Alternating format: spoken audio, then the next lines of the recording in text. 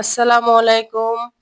আপনারা সবাই কেমন আছেন? আল্লাহর রহমতে আমি আলহামদুলিল্লাহ ভালো আছি। আজকে আপনাদের মাঝে নতুন একটা ভিডিও নিয়ে আসছি। এটা সব আপুরাই পারে, আমিও পারি। আগে পারতাম না। আমি YouTube এর সাহায্য শিখে নিয়েছি। যারা নতুন সংসার করতেছে আমার আপুরা ভাইয়ারা, তাদের জন্য নতুন একটা ভিডিও নিয়ে আসছি। এখানে দেখুন আমি ৪ এই যে মগ দিয়ে আটা নিচ্ছি, ওই মগ দিয়ে ৪ মগ পানি দিয়েছি। সমপরিমাণ আটা নিয়ে নিচ্ছি। এখানে সমপরিমাণ একদম সমপরিমাণ আটা নিয়েছি আমি। দেখুন এখানে একটু তেল দিয়ে দিলাম। পানির মধ্যে ৪ কাপ যে মগ দিয়ে আমি আটা নিয়েছি, ওই মগ দিয়ে আমি পানিতে লবণ দিয়ে দিচ্ছি পরিমাণ মতো। একটু তেল দিয়ে দিলাম যেন আটাগুলো একটু সফট হয়, সেজন্য।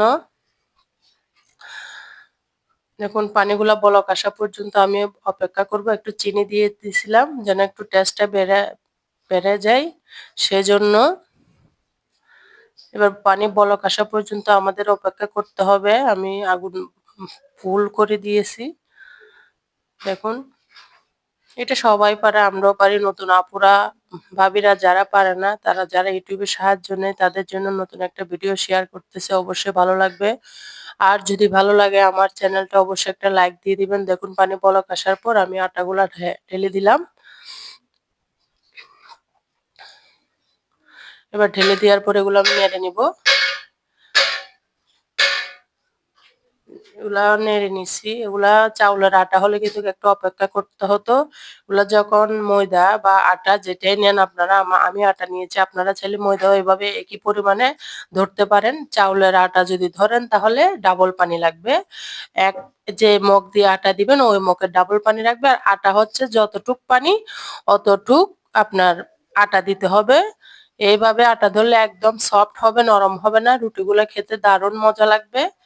যারা রুটি প্রিয়, আমাদের পরিবারের সবাই কিন্তু রুটি খায়, ডায়াবেটিস আছে, সেই জন্য আমরাও রুটি খাই, রুটি পছন্দ করে সবাই। দেখুন আমি আটাগুলা করে নিয়েছি। এবার খাইগুলো এখানে ঢেলে দিয়েছি যেন ঠান্ডা হয়ে যায়। আটাগুলো এখানে ঢেলে দিছি।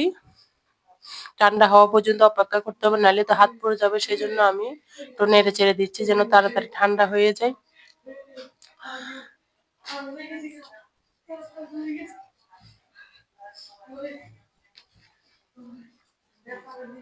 দেখুন ঠান্ডা বেশি ঠান্ডা হয় নাই, অল্প অল্প ঠান্ডা হওয়ার পর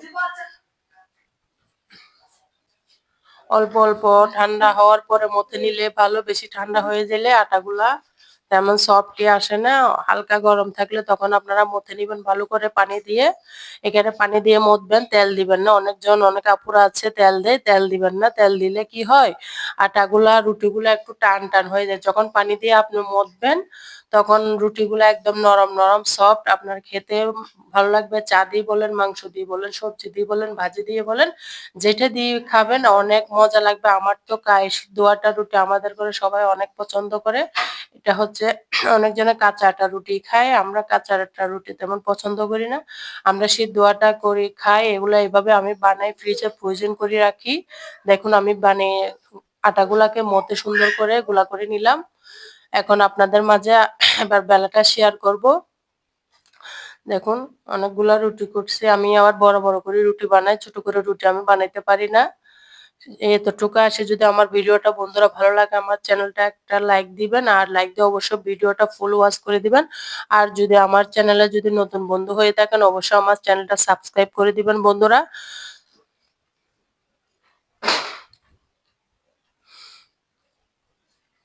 দেখুন আমি রুটিগুলো বানিয়ে নিচ্ছি।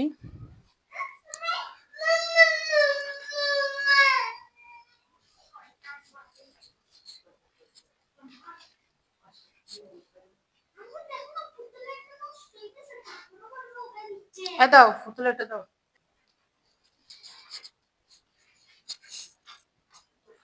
এখন এক এক করে আমি সব রুটি বানিয়ে ফেলবো।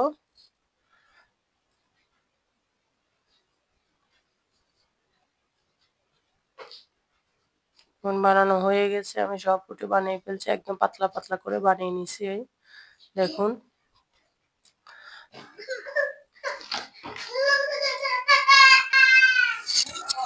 সব আমি বানিয়ে নিলাম পাতলা পাতলা করে। এবার আমি টেলে নিব।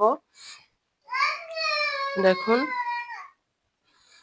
হালকা হালকা করে এক পিঠ 10 সেকেন্ড করে আপনারা টেলে নেবেন। আপনাদের সহজ জন্য বলে দিচ্ছি, 1 থেকে 10 পর্যন্ত গণলে রুটি এক পিঠ টালা হয়ে যাবে। 10 সেকেন্ড করে এভাবে টেলে নেবেন সবগুলা রুটি। এক পিঠ 10 সেকেন্ড, অপর পিঠ 10 সেকেন্ড, এভাবে 20 সেকেন্ড সেকলে রুটিগুলা আপনারা অনেকদিন কি 1 সপ্তাহ মতো ফ্রিজ যদি আপনাদের ভালো কোয়ালিটির হয় 1 সপ্তাহ পর্যন্ত আপনারা ফ্রিজে সংরক্ষণ করে রাখতে পারবেন। আমরা এভাবে রুটিগুলা সংরক্ষণ করে রাখি ফ্রিজে। দেখুন আমি আমার রাত্রে খাওয়ার জন্য কয়টা রুটি ছেঁকে নিচ্ছি দেখুন। একদম ফুলকো ফুলকো হবে, দেখে নেন আপনারা, দেখতে থাকুন। ভালো লাগলে আমার চ্যানেলটা অবশ্যই সাবস্ক্রাইব করে দিবেন বন্ধুরা। দেখুন একদম ফুলে কত সুন্দর হয়েছে। আপনারা অবশ্যই এভাবে ট্রাই করবেন। আমার ভিডিওটা অবশ্যই ফুল ওয়াচ করে দিবেন বন্ধুরা।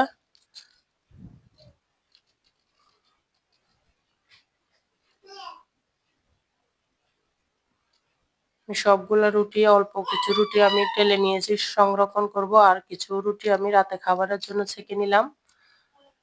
কেমন হয়েছে অবশ্যই কমেন্টস করে বলে যাবেন। সবাই তো রুটি বানানো পারেন। আমার ভিডিওটা কেমন হয়েছে অবশ্যই কমেন্টস করবেন বন্ধুরা। দেখুন আমি কয়েকটা রুটি সেঁকে নিলাম। রাতে আমার শাশুড়ি খাবে, আমার হাজবেন্ড খাবে, আমার বাচ্চারা রুটি পছন্দ করে রাতে খাওয়ার জন্য। আমাদের ঘরে বলতে গেলে ভাত তেমন লাগেই না, রুটির পরিমাণটা বেশি লাগে। ভাতের চাউল যেমন কম লাগে, রুটির আটার পরিমাণ বেশি লাগে।